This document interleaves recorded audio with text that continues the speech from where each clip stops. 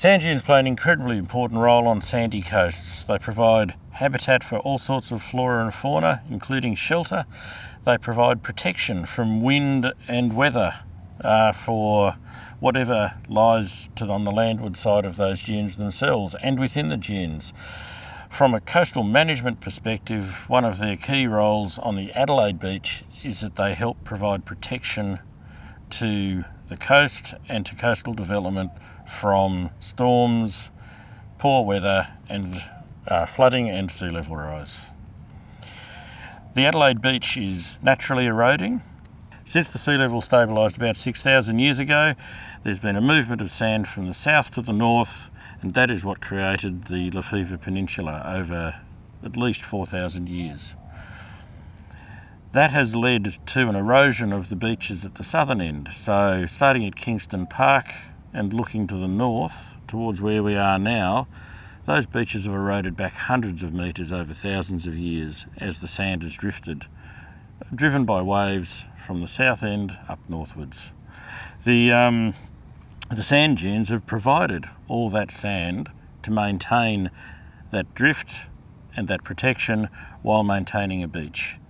When Europeans arrived in Adelaide or in South Australia in 1836, nobody actually knew what the processes were on the coast, and so naturally they built as close as they could to the beach, and then started getting worried when the sand started disappearing out from under the development.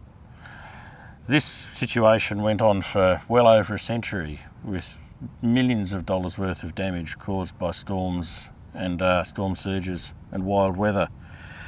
Since the 1970s, the South Australian Government, through the Coast Protection Board, has been actively managing Adelaide's beaches to the extent that these days we spend about $6 million a year protecting the Adelaide foreshore and managing sand on that foreshore to not only protect development but also provide the sandy beaches that everybody enjoys on this coast.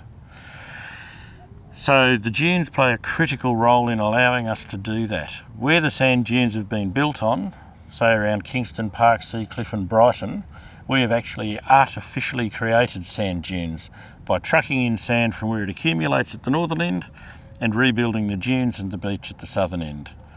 In the last few years we don't use trucks to do that anymore. We pick sand up off the beach, put it into pipelines mixed with water and then pump it down to rebuild the beaches at the southern end.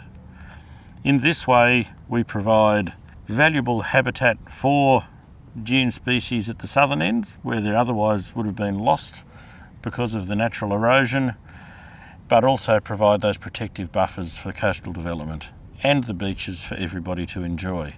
Here at Tennyson, that isn't necessary. These dunes are the last remnant of natural dune in this part of the Adelaide coast, and they provide that natural protection to the dunes and what is in them in their own natural way.